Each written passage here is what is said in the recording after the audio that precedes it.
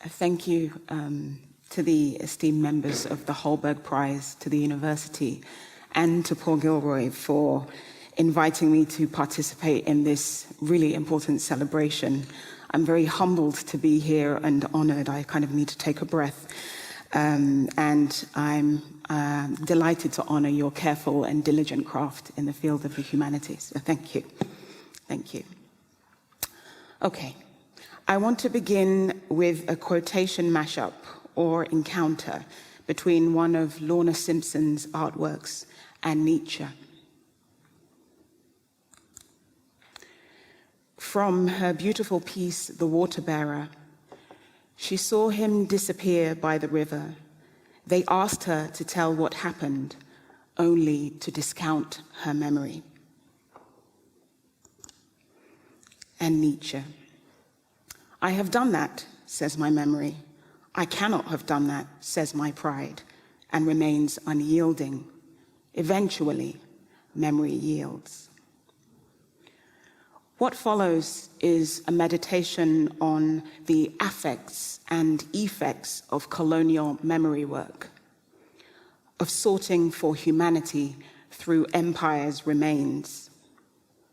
A meditation, therefore, that contains within it a horror story about facing monsters. Monsters, write the editors of the book, Arts of Living on a Damaged Planet, help us pay attention to ancient chimeric entanglements, whilst pointing us to the monstrosities of modern man. Monsters are bodies tumbled into bodies. The art of telling monstrosity requires stories tumbled into stories. So here are some stories about Black bodies tumbled into things, tumbled into data.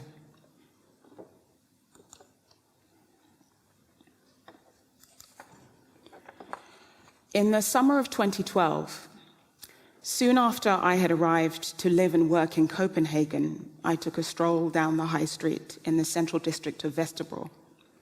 Passing by the window of a furniture shop, I was stopped in my tracks by this money bank, which was one of 3 sitting in the display. The photograph you see here is my stunned document of this encounter, with an image so profoundly disturbing in the context of my attempt to dwell in this new city, that I ended up writing a research article about it, as one does. To get underneath its crude metal skin, but also to understand how this object migrated from Jim Crow toy culture for children in 19th century America to trendy 21st century living in Denmark. To understand what kinds of cultural allowances enabled such an image to persist.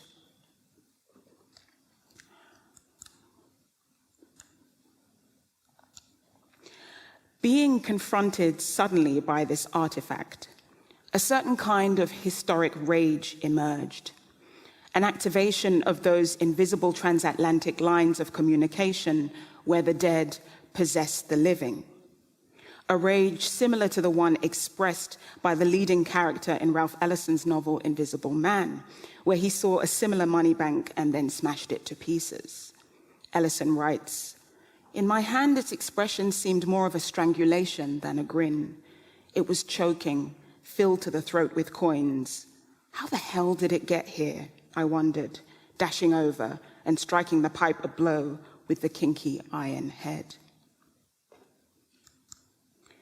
This was not the first intense encounter I had had with troubling objects. There had been other punctum. I was once rendered speechless by these royal candlesticks, which through their articulation binds an Africanized child servant into permanent aesthetic bondage, and in pure silver at that. Facing the portrait images of captivating subjects where the promise of biography might be fulfilled, stirs other mixed feelings. Relief at reclaiming another precious life, alongside sadness and determination.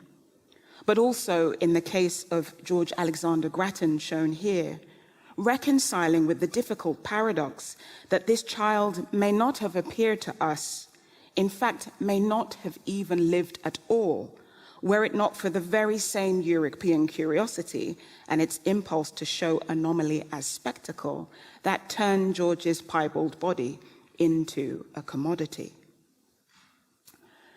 In these encounters, history is no longer a discrete monument for adulation or inspection outside of oneself.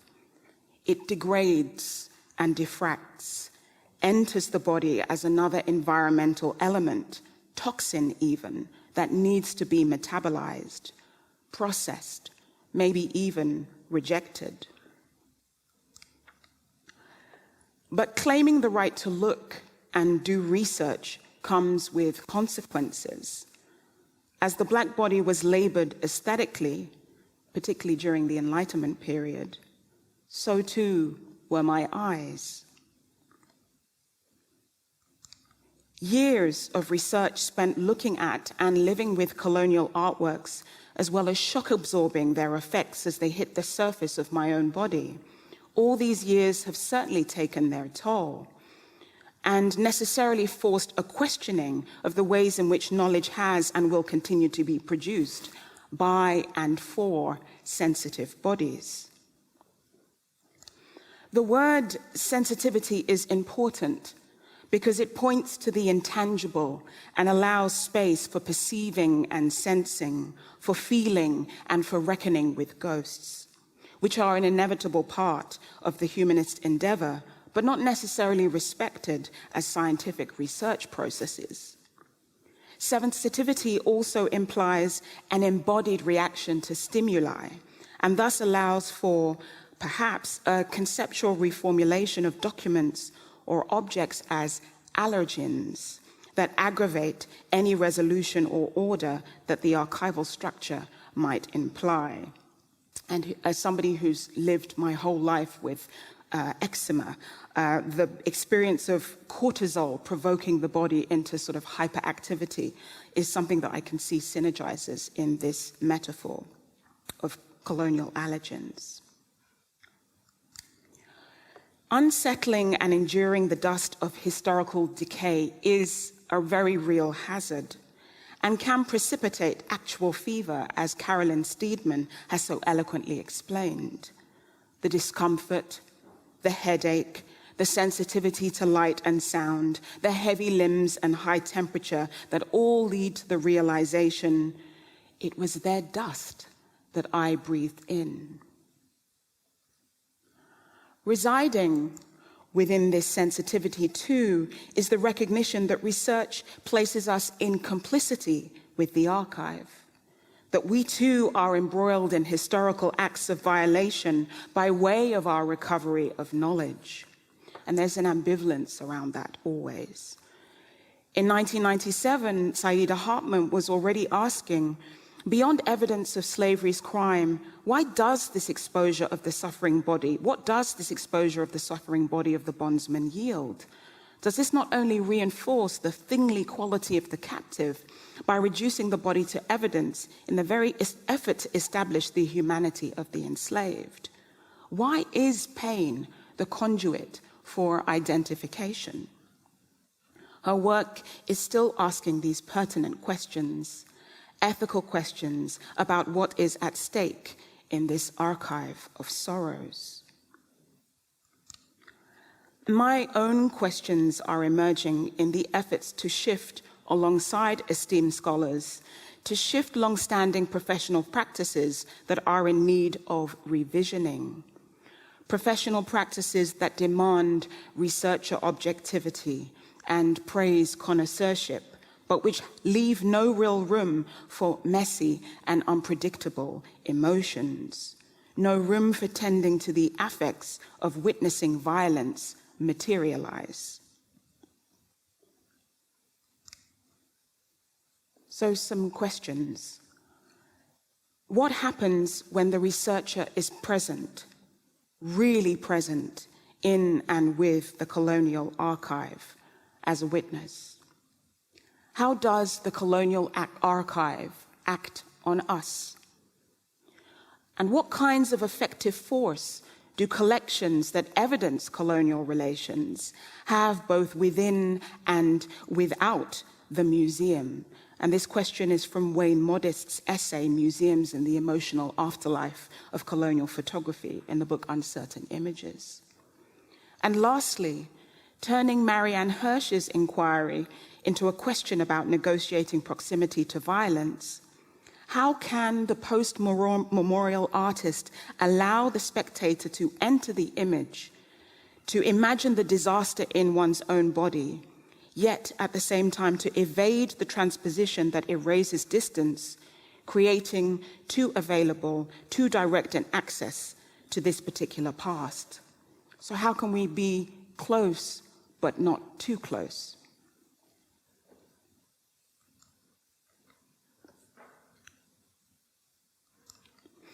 Haunting is an emergent state, Avery Gordon reminds us. The ghost arises, carrying the signs and portents of a repression in the past or the present that's no longer working. The ghost demands your attention. The present wavers. Something will happen. What will happen, of course, is not given in advance, but something must be done. What must be done? Now I want to explain more clearly and precisely these ethical concerns about sensitive viewing and affect of contact by taking one example that comes out of Denmark's colonial archive, which I have been working with over the last few years. An excessive archive containing photographic images that point to complicated intimacies and entanglements and show how Danes curated their Caribbean memories for future safekeeping. An archive with too many faces and bodies and not enough names. An archive now digitized and freely available for study and download in the Cultural Commons online. I came across this particular photograph towards the end of an augmented reality city tour project I'd been doing with my colleagues at Malmö, tracing the lives of these two children on the streets of Copenhagen. Their names are Alberta Viola Roberts and Victor Cornelius, commonly known as Cornellens, and they arrived in Copenhagen in July of 1905 from St. Croix in the former Danish West Indies. Yes, St. Croix. The person writing the photograph's title in the scrapbook, where it can be found, was wrong. Alberta was 4 and Victor was 7. They came to Copenhagen on a ship via Hamburg. Soon after they arrived, the children were exhibited as human attractions in a colonial exhibition organized at Tivoli Gardens, which was, and still is, a bourgeois pleasure garden in the center of the city. The story is long and deep, as always, and I cannot retell it in full here, but my colleague, Professor Rika Andreasen, has detailed their story in her book on human exhibitions. Alberta and Victor were photographed a number of times whilst they were in Copenhagen. This particular portrait, for example, was taken not far from Tivoli shortly after they arrived. Hair knotted, faces a little ashen, in Danish dress. Despite Denmark's overall reluctance to account for its colonial heritage, the children's story is very well known, in part because Victor survived till old age, gave many interviews in the media about their experience, and wrote a memoir. Victor Cornellens also joined the army and eventually became a school teacher in the sugar-producing town of Nakskov. He loved music and set up bands and choirs, so there are many people still alive who were taught by him or made music with him and thus have a living memory of being in his presence.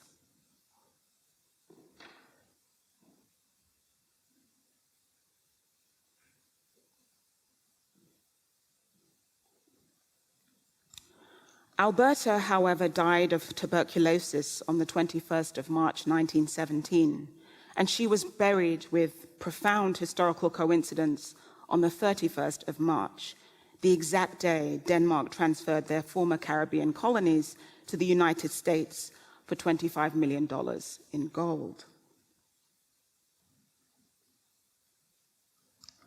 As you can already see, the archival material with these children's stories is rich. But this particular photograph, digitized from the album of the Danish Handicraft Society, which was responsible for hosting the colonial exhibition, this photograph was a shock to the system because it was taken inside Tivoli, representing the space that during research I had only imagined through the words of Victor's memoir and newspaper clippings. The children appear to be dancing, smiling, even enjoying themselves. And of course, they are children, why not? Yet my own viewing position as a witness from the present onto the past was uncomfortable. As a researcher looking onto a traumatic aspect of these children's lives, I sensed the betrayal of the lens, the photographer, the caretaker who points and smiles caustically in the background. And what appears to be other children and adults behind the gate, peering through the fence onto this moment of carefree performativity. Who was I to be in this constellation of bodies, looking and being looked at?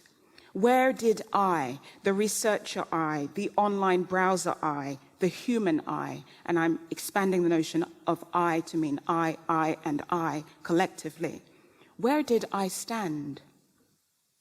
Victor had written a very moving testimonial of a most miserable experience of dehumanization during this time. Writing as an older man, he vividly remembered the pointing and gawping in Tivoli and also in the street, and described the moment when it was decided that the two children should be placed in a cage after he had begun to resist his exploitation by spitting at onlookers. Newspapers at the time characterized the children as naughty and mischievous, running around the exhibition into different rooms and thus upsetting the colonial order. They are pictured here in this cartoon with a woman called Emma Gell, who was one of the main organizers of the exhibition. And they were not alone. A man called Mr. Smith was installed into a hut accompanied with livestock, pigs and chickens and so on. And this woman, Henrietta Jensen, was also on show, pictured here with women from Iceland and Faroe Islands in traditional dress. But with the benefit of historical hindsight, a fuller archive of evidence and the knowledge that the children didn't have at the time, which was that they would become orphans of the state once the exhibition was over. Orphans because, it seems, the exhibition organizers could not face the consequences of returning the children to their parents, knowing what they had done. With all this in mind, this burden, it was simply too difficult to reconcile with this stolen glimpse of momentary joy, for all the beauty it called from the faces of these children. And critically, there were reproductive permissions, familial and ancestral permissions that had not been asked for, even at the moment of document creation. Therefore, I found myself in vain wanting to protect their image from new forms of violation. Could there be another way to see and to represent these children and their lives that did not emphasize the original terms of their cultural labor as human exhibits? Another way to afford them some privacy, not only in the legal sense, controlling rights of access to their bodies, but privacy as it relates to an ethics of care. My reluctance to include this image in research became a deeply embodied refusal to continue the damage already undertaken by history and by the archive. As Eve Tuck and Kay Wayne Yang have so eloquently theorized, I simply did not want Alberta Roberts and Victor Connellens to continue to be coded. They write, analytic practices of refusal involve an active resistance to trading in pain and humiliation, and supply a rationale for blocking the settler colonial gaze that wants those stories.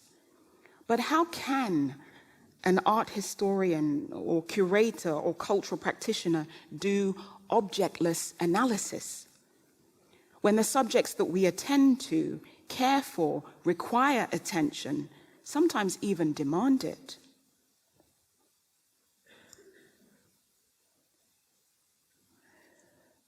In 2006, as part of the large-scale artistic research initiative, Rethinking Nordic Colonialism, curated by Turner Olaf Nielsen and Frederica Hansen, Professor Gilroy produced a special video message which offered a clear assessment of Nordic colonial embroilments and their legacies. In describing the special mission for artists engaged in reparative work, he said that artists can't just give this rejected or unwanted consciousness of the past back. You can't just fantasize about pumping the bad ideas out of people's heads and pumping in good ideas instead. This environment requires an anti-racist creativity. Anti-racist, futurist creativity that refigures absences of image through speculative performance, such as the work involved in producing the renegade monument, I Am Queen Mary.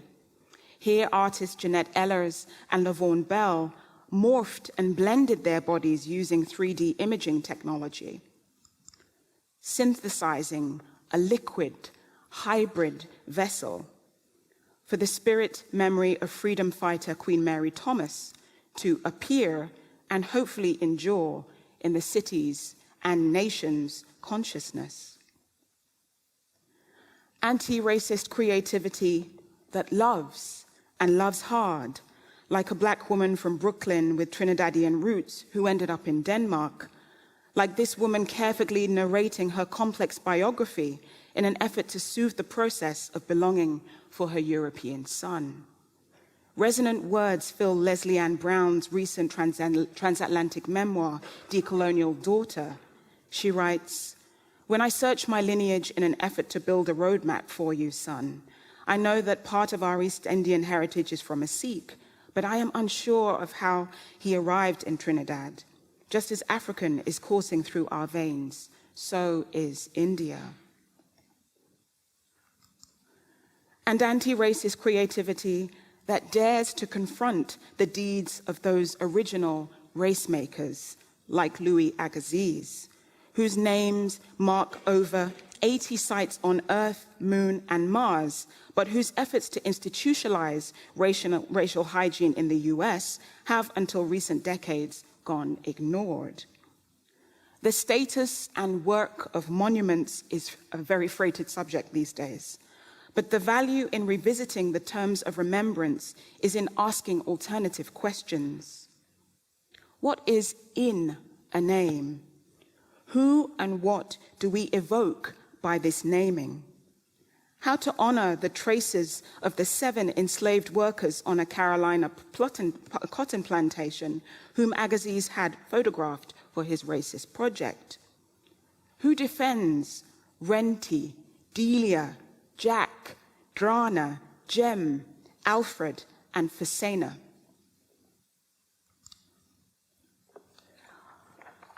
I will end with one of several interventions by artist Sasha Huber in her efforts to grapple with Agassiz as a lingering colonial spectre, this time at a glacier in New Zealand.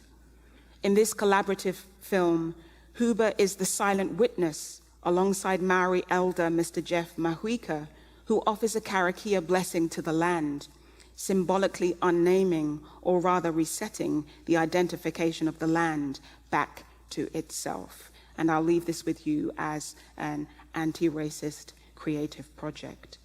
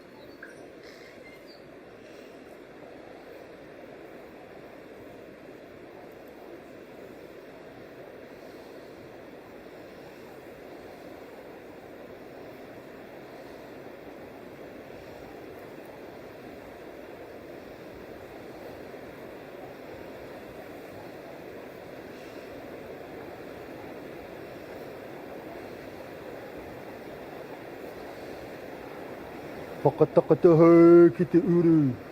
Whakatakatahu ki te toka. Kia mā kina te uta. Kia mā taratara ki ta ehi ake te atakura. He tio, he huka, e hauhu, ti hei Māori ora. Haurua taku waka, ko raka hautu taku takata. Ho tūtoko taku mauka tīpuna. Ho makawhea te awa. Ho aute te toka. Ho katima haki te hapu. Ho pauteni kai tahu te iwi. Ti hei Māori ora. He tuana ahoi. Kei raro. I te tau maramara. Ho taku mauka āriki. He titi nei ki te raki. Mena mō koutou katoa. Mō whānau. Ko tiri o te moana. Te tauhuhu o te waiponamu. Tukua e nei moka. Nā raki nui e tū nei. I ngā wā o mua. Mauria mai mātou. Ngā korowai. O rangi Māori e. Ke te horaina. Atu. Kei runga e a koutou katoa. Tukua te wairua ke ere inga taumata. Hai arahi o tātou mahi. Tā tātou whai ngā tikanga ara tau mā. Kia mau, kia ita, kia pupuri. Kia tina hui e taiki e.